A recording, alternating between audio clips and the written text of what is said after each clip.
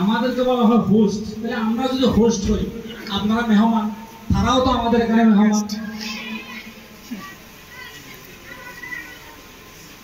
আমি আপনাদেরকে ঠিক সেভাবে মনে করি। আমি মনে করি যারা এখানে এসেছেন, আমেরিকা থেকে যদি আসেন, তাকে আমরা প্রথম শ্রেণীর নাগরিক হিসেবে মর্যাদা দিই।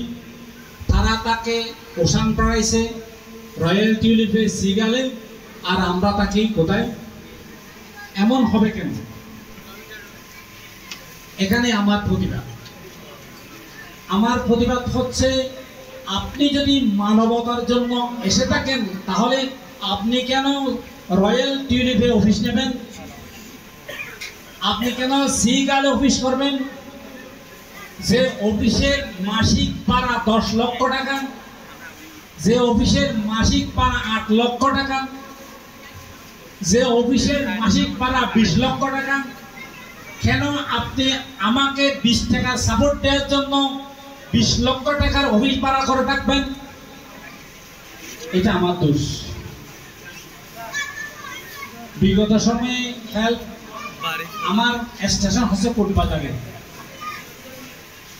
যখন রোহিঙ্গারা এখানে প্রথমে আসে, আমি তখন human rights international, amnesty international, বিভিন্ন আল জাজিরা আমার কোটবাজার অফিসে তাদের আনাগোনা থাকতো। দি নিউ ইয়র্ক টাইমস থেকে শুরু করে অস্ট্রেলিয়া, এবিসি টেলিভিশন আমাকে ক্যাম্পের এবং মোমেন্স ল্যান্ডে নিয়ে যেত। আমার দ্বারা কথা বলাইতো, আমি বলতাম ইংরেজি, ইংলিশ আর বাংলা শোনা করে আমি বলতাম, আসার জন্য আহ্বান জানাইতাম। আমাকে দিয়া তারা বলাইতো, আমি এই কথাগুলো বলতাম। আমি কেন বলতাম? আমি আপনাদেরকে জানারও আপনাদেরকে সে অপেক্ষা নেই। আমার বাড়ির সামনে রাস্তা ছিল, সেই রাস্তা দিয়া শত শত আরএসইউ অত্যাধুনিক অস্ত্র নিয়ে আনাগোনা করত। একজনের পিছে একজন, 1/2 কিলোমিটার লম্বা লাইন ছিল। মরিচাতে তাদের ক্যাম্প ছিল, ইনানিতে তাদের ক্যাম্প ছিল, রাজা পলমের দুসরিতে তাদের ক্যাম্প ছিল। এই ক্যাম্পটা কেন ছিল? তারা ছিল মুক্তিযোদ্ধা। তারা এখান থেকে অস্ত্র শস্ত্র নিয়ে রোহিঙ্গা, এদেরকে আরএসও বলা হতো, ওরা বার্মাতে হামলা চালাতো। বার্মার আজকে যারা বার্মার যারা রোহিঙ্গা, এদেরকে কি বলে? এই এখন যারা এখানে শাসন করতেছে, তাদের জায়গা বলতেছে, ওরা কোনোদিন সাহস করে নাই এই জায়গার আশেপাশে আসার, কোনোদিন সাহস করে নাই। কেন সাহস করে নাই? বাংলাদেশ সরকার জানলো না জানার বান করতো, অত্যাধুনিক অস্ত্রগুলো নিয়ে তারা কোনোদিন বাংলাদেশের কোনো লোককে টাচ করে নাই, তারা কোনোদিন বাংলাদেশের কোনো মানুষকে নির্যাতন করে নাই, তারা কোনোদিন বাংলাদেশের কোনো মানুষকে কষ্ট দেয় নাই, বাংলাদেশের কোনো মানুষও তাদেরকে কোনো কষ্ট দেয় নাই। বরং বাংলাদেশের মানুষ সেই আর্মিদেরকে, আরএসওদেরকে সহযোগিতা করেছিলেন। যদি সহযোগিতা না করে তারা কি অত্যাধুনিক অস্ত্র শস্ত্র নিয়ে এখানে থাকতে পারত?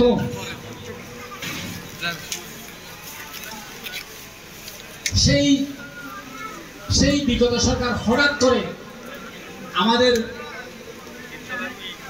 একজন এসপি আসলেন, হিন্দু ভদ্রলোক, উনি সমস্ত আরএসওদেরকে ধরা শুরু করলেন এবং অনেককে গুলি করলেন, মেরে ফেললেন এবং অস্ত্রগুলো নিয়ে ফেললেন। তাদেরকে নিরস্ত্র করে ফেললেন, একদম নিরস্ত্র। তারা অনেকে হারিয়ে গেল, দেশ থেকে পালিয়ে গেল, ইত্যাদি ইত্যাদি। এগুলো যারা বয়স্ক আপনারা জানার কথা, এগুলো আমার চোখের দেখা। আমার বাড়ির সামনে দিয়া যে রাস্তা আসে, সেই রাস্তা দিয়ে তারা আসা যাওয়া করত। এখানে একজন কাসিম রাজা ছিল, নাম শুনেছেন? কাসিম রাজা। আমাদের বাবারা বলতে শুনেছি, কাসিম রাজার গুলির আওয়াজ নাকি কাসিম বলে একটা আওয়াজ করত, কাসিম বলে আওয়াজ করত। কাসিম রাজার কথা শুনলে মগেরা এখান থেকে 3 কিলোমিটার পালাতো। তার ভুল ত্রুটি থাকতে পারে, তার বিভিন্ন নেগেটিভ কিছু থাকতে পারে, বাট আমি এটা আলোচনা করছি না, আমি আলোচনা করছি তার পজিটিভটা।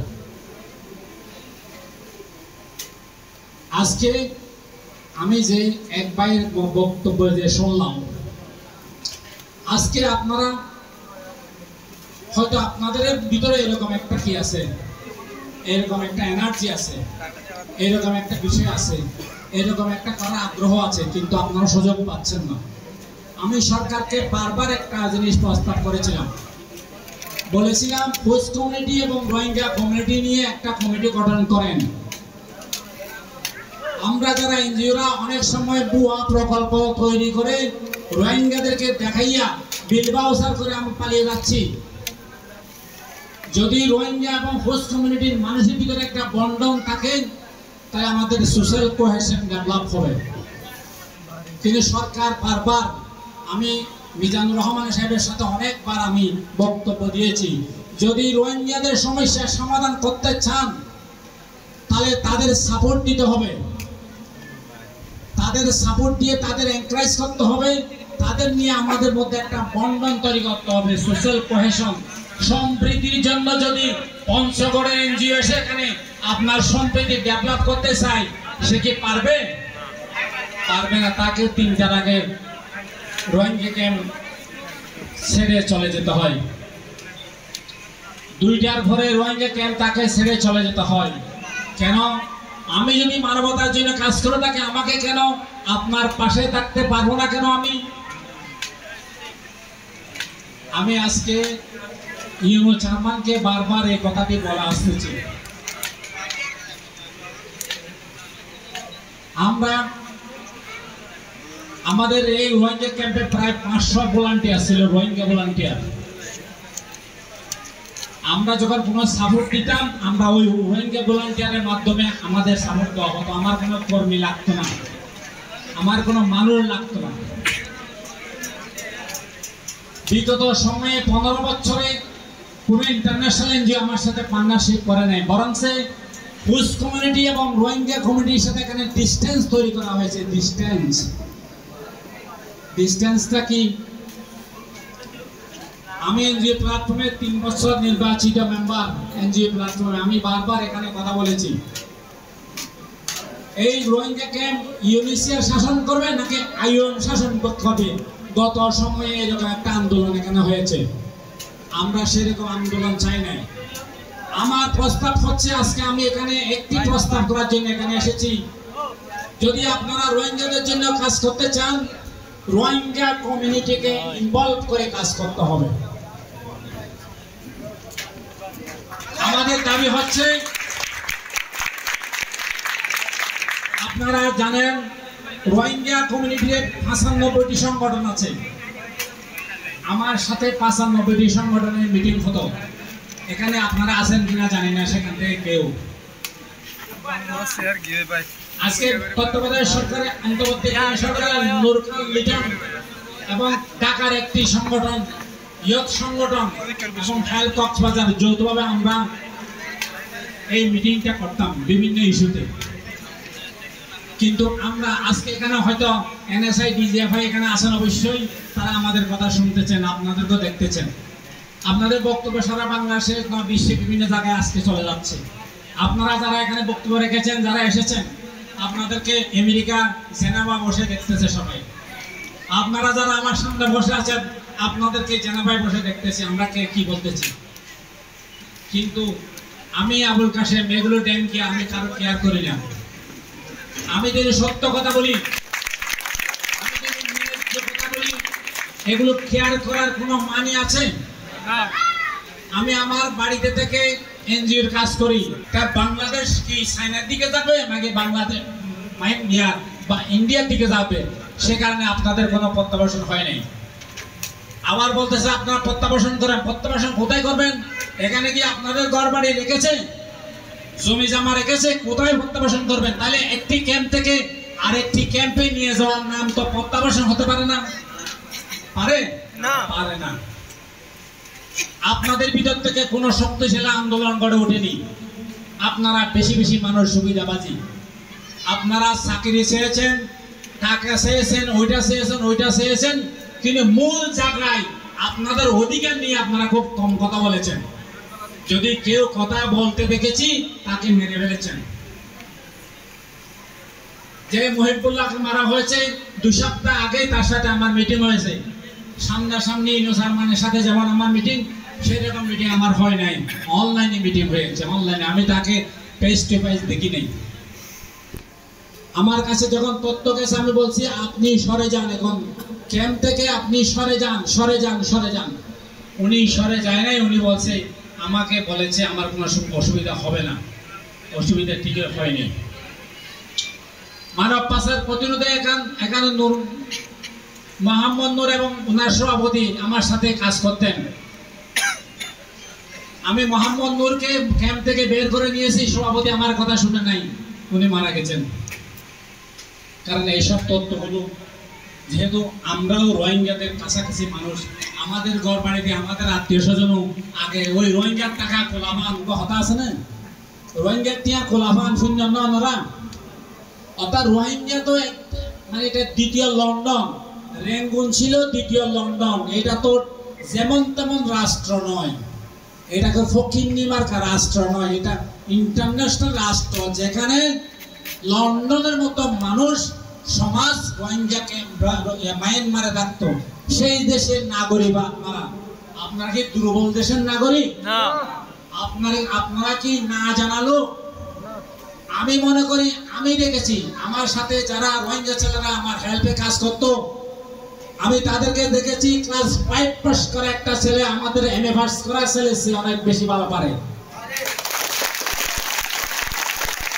ক্লাস 5 করা ছেলে আমার এমএ পাসও পারে না।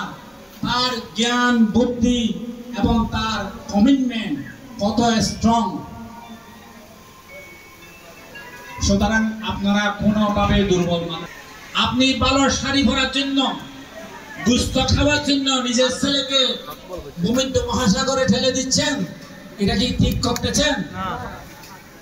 মানব পাচারের শিকার হয়ে যে ছেলেগুলো আজকে সাগরে পড়ে মারা যাচ্ছে, যে মা বোনকে মালয়েশিয়ার ছেলেকে বিয়ে দেওয়ার জন্য আপনি পাচার করে দিচ্ছেন, এটা কি ভালো করতেছেন আপনারা?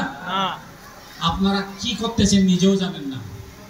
একটা বুকের ধনকে যদি যেভাবে আপনারা ফেলে দিচ্ছেন, সাগরে ফেলে দিচ্ছেন, একটা ভালো কাপড় পরার জন্য, একটি ভালো শার্ট পরার জন্য, এক বেলা ভালো খাওয়ার জন্য, আমার ছেলে মালয়েশিয়ায় থাকে এই কথা বলার জন্য, আমার ছেলে মালয়েশিয়া গেলে ইউরোপে যেতে পারবে এই কথা বলার জন্য আপনারা যে অন্যায়গুলো, অপরাধগুলো করতেছেন, আমাদের ইয়ং ছেলে মেয়েদেরকে, যুবক ছেলে মেয়েদেরকে, যারা এই দেশকে পরিবর্তন করবে, এই দেশে পরিবর্তন করার জন্য যারা শপথ নিয়ে মাঠে নেমেছে, আপনারা তাদেরকে আপনারা কোথায় নিয়ে যাচ্ছেন, কোথায় ঠেলে দিচ্ছেন, সেইটা একবার চিন্তা করার দরকার।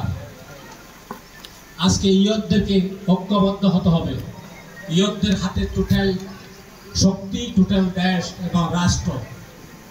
আপনারা ইন্টারন্যাশনাল মানুষ, নিজেকে মনে রাখবেন, বারমাইয়া মনে করিয়েন না। আপনারা বারমাইয়া নয়, আপনারা ইন্টারন্যাশনাল লোক।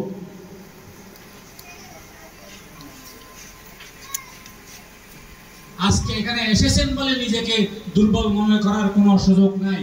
বাংলাদেশ ইচ্ছা করে আপনাদেরকে মায়ানমারে ঠেলে দিতে পারবে না, এটা আন্তর্জাতিক অপরাধ হবে। সুতরাং কেউ এই কাজ করবেন না, বইয়ের কোনো কারণ নেই। আমি কথা দিচ্ছি আপনাদেরকে, আপনারা যারা ইয়ত এখানে আছেন, ইউনূস আরমানের নেতৃত্বে আমরা আগামীতে হেল্প কক্সবাজার নিজেদের পয়সা দিয়ে নিজেরা এখানে কাজ করবেন ইনশাআল্লাহ। আমরা এই রোহিঙ্গা কমিউনিটির যত সংগঠন আছে সব সংগঠনের তালিকা আমরা তৈরি করতেছি।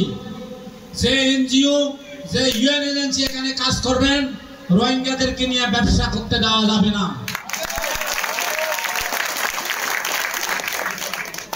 আমি মানবাধিকার কর্মী, আমার বাড়ি যদি 5 তলা হয় তাহলে বুঝতে হবে আমি এই টাকা কোথায় থেকে পেলাম। আমি একজন মানবাধিকার কর্মী, আমি যদি প্রতিনিয়ত ইয়ারে আসা যাওয়া করি, বুঝতে হবে কার পকেট কেটে আমি টাকাওয়ালা হয়েছি, সেটা আমাকে বুঝতে হবে। এইসব সুদূর বুদুর সুতিয়াবাজি বন্ধ করতে হবে। এই কথা বলার জন্য আমি এখানে এসেছি।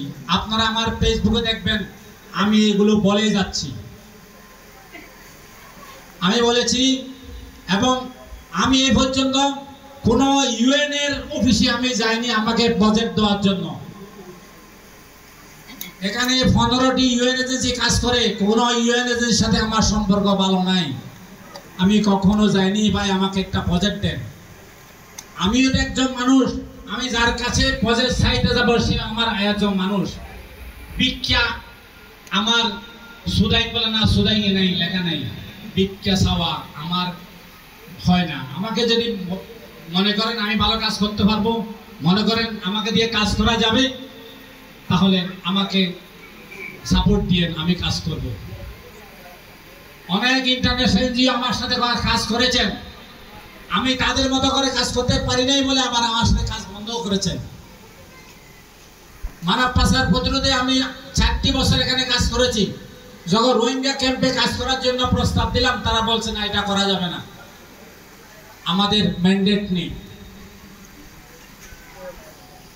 আপনারা আজকে এসেছেন এক বেলা ভাত খেয়েছেন, শুধু এই ভাত তো বাসায় খেতে পারতেন, কিন্তু ভাত খাওয়ার জন্য আপনারা এখানে আসেন নাই। এখানে কি হচ্ছে এটা দেখার জন্য, শোনার জন্য আপনারা এসেছেন। আপনারা এখানে এসেছেন মনের একটু কোনো কথা বলার জন্য। একটি ছেলে এখানে ওনার বক্তব্য রেখেছে, উনি বলছে যে এখানে ল্যাব নাই। আরে ভাই, যে মেডিকেল অফিসার দিয়ে আপনি হাসপাতাল চালাচ্ছেন, এই মেডিকেল অফিসার কি বাংলাদেশের মানুষ এই মেডিকেল অফিসার থেকে চিকিৎসা করে?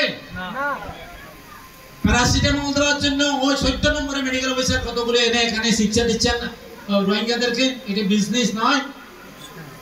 এখানে যে কোনো বিশেষজ্ঞ ডাক্তার দিয়েছেন এই হাসপাতালগুলো আপনারা মেডিকেল যে চালাচ্ছেন, হাসপাতাল চালাচ্ছেন, এখানে আমিও চালিয়েছি। আমি তো মেডিকেল অফিসারে কোনো বিশেষজ্ঞ মেডিকেল অফিসার আমি দিতে পারি নাই, কারণ 60,000 টাকা 80,000 টাকা দিয়ে আমি বিশেষজ্ঞ মেডিকেল অফিসার চাকরি দিতে পারবো? তাহলে বিশেষজ্ঞ মেডিকেল অফিসার কি করবে? না হলে যদি বিশেষজ্ঞ না হয় আমার স্বাস্থ্য সম্পর্কে সে কি বুঝবে বলেন তো? আমি কিছুদিন হাসপাতালে ছিলাম, জার্নি করছি এখান থেকে নৌগাতে ঢাকা থেকে ব্রাহ্মণবাড়িয়া থেকে কক্সবাজার, সেখানে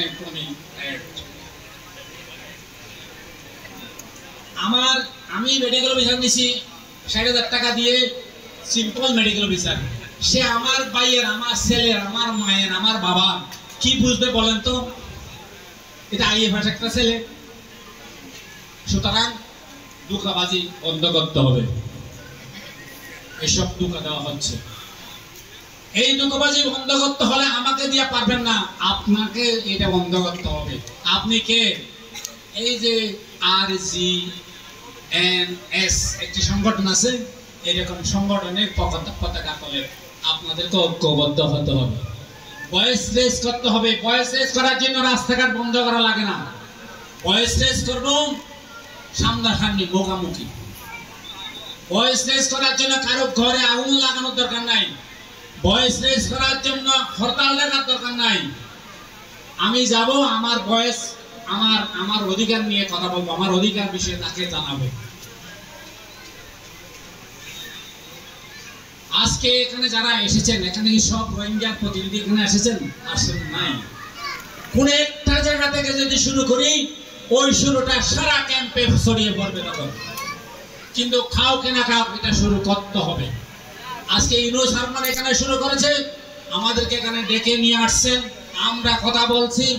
এই কথাগুলো কিন্তু এমনি মুখের কথা নয়, এগুলো হচ্ছে রেকর্ডের কথা।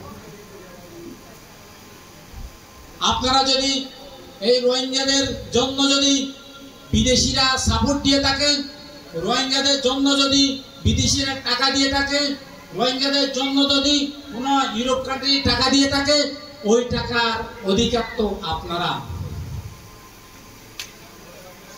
হোস্ট কমিউনিটি কিছু বিষয় হয়তো আপনারা মন খারাপ করতে পারেন, এরও চাচ্ছে, ভয়েস রেজ করতেছে, চাকরি চাই। ওরা বলছে আপনারা যদি সবাই চাকরি পান, আমরা পাবো না কেন? এইটাই বলছে। আমরাও তো সব আমরা আন্দোলন করে আমরা কথা বলেছি রোহিঙ্গা ভলান্টিয়ারদেরকে ইনভলভ করতে হবে। এখন রোহিঙ্গা ভলান্টিয়ারদেরকে ইনভলভ করা হচ্ছে। রোহিঙ্গা ভলান্টিয়ারদেরকে ইনভলভ না করলে রোহিঙ্গা সংগঠনকে ইনভলভ করার জন্য আমরা বলতেছি। এখন আপনারা তো রোহিঙ্গা ভলান্টিয়ার ইনভলভ করতেছেন তো, কিন্তু আমরা বলছি সেভাবে নয়, চাকরি হিসাবে নয়, অংশীদার হিসাবে আমাকে সাপোর্ট নেন। অংশীদার হিসাবে আমাকে অংশীদারিত্ব দেন। কি দেবেন? অংশীদারিত্ব দেবেন, আমাকে চাকর হিসাবে নিয়েন না। আপনি এটা করবেন, আমি এটা করব, সে ওইটা করবে, এভাবে অংশীদারিত্ব তৈরি করেন আমাদের ভিতরে। আমরা বলছি না আপনারা কাজ করেন না, কিন্তু আপনি ভাইলেন্স এক্সট্রিমিজম কাজ আপনি করতে পারবেন না। কারণ ভাইলেন্স কোথায় হচ্ছে আপনি পঞ্চগড় থেকে এখানে জানেন না। ভাইলেন্স কোথায় হচ্ছে সেটা জানতে হলে এলাকার মানুষকে ইনভলভ করতে হবে, সেই বলে দিতে পারবে কোথায় ভাইলেন্স হচ্ছে, কোথায় কি হচ্ছে। আপনি কি ঢাকা থেকে এসে এটা বলতে পারবেন? পারবেন না। তাহলে আপনি হারার বান করতেছেন কেন? আমাদের রোহিঙ্গা বন্ধুরা অনেকেই মিটিং ডাকলে যাচ্ছেন, 200 টাকা দিচ্ছে, প্যাকেট একটা দিচ্ছে, খেয়ে চলে আসতেছেন। সে কি বললো তাও জানেন না, আপনি কেন গেছিলেন তাও জানেন না, ভাষা বুঝেন নাই, সারাক্ষণ মিটিং করেছেন, কথা শুনেছেন 3 ঘন্টা। যখন জিজ্ঞাসা করা হয় এরা কি বলেছে, তাহলে কিছু শুনি বুঝি নাই, বলো এখান থেকে বেরিয়ে আসতে হবে। সেই স্পিকার হবে আমার রোহিঙ্গা ভলান্টিয়ার, আমি নয়। সেই স্পিকার হবে হোস্ট কমিউনিটি ভলান্টিয়ার, যে আমার সাথে কাজ করে, আমার সাথে থাকে, আমার সাথে খায়, আমার সাথে ঘুমায়, আমার সাথে আমার গাড়িতে আসা যাওয়া করে। সেই হবে আমার সহযোদ্ধা, আমার সহসঙ্গী। সে আমাকে বুঝবে, আমি তাকে বুঝবো। আপনারা টেকনিক্যাল সাপোর্ট দেন, বিদেশ থেকে টাকা আনেন, আপনারা আপনাদেরগুলো নেন, কিন্তু আমাদেরগুলো আপনারা নিয়ে নেবেন। ধন্যবাদ। আপনারা অনেকক্ষণ ধরে আলোচনা শুনেছেন।